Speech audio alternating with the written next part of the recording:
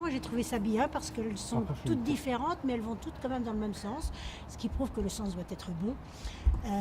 J'ai été donc très intéressée par effectivement le site, le 4 heures du CFJ qui est très très bien fait.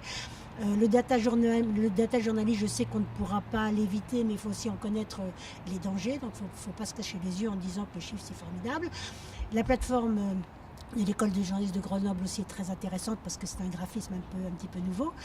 Et puis Sciences Po, effectivement, qui donne maintenant des cours de codage aux étudiants. Là aussi, on peut se poser des questions, jusqu'où on va dans les techniques et jusqu'où le métier de journaliste va être appelé à se transformer.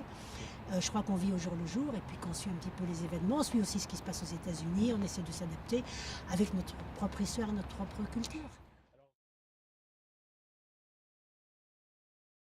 J'ai une réponse un peu mitigée. Je pense que certaines ont pris en compte et ont bien compris qu'il fallait absolument accepter ces nouvelles technologies, cette révolution numérique et se moderniser.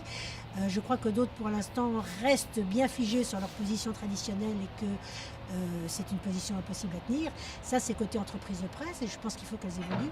Côté électorat, alors là, je ne me fais aucun souci. Je sais que vous, les jeunes, et parfois même, je regrette que vous n'achetiez plus un journal, parce que pour moi, c'était formidable d'acheter tous les matins le journal.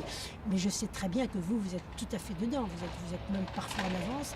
Donc de ce côté-là, l'adaptation du lectorat, d'auditeurs ou des lecteurs de sites aux nouvelles technologies et à la révolution numérique ne fait aucun doute.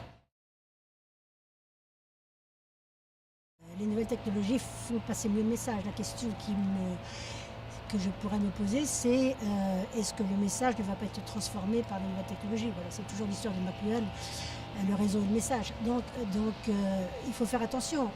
Les technologies, oui, c'est formidable de voir le graphisme, et c'est très très bien de voir, on arrive à digérer une information beaucoup plus facilement. Mais encore faut-il que l'information soit de l'information et qu'elle a été véritablement travaillée en amont par des journalistes au sens professionnel du terme.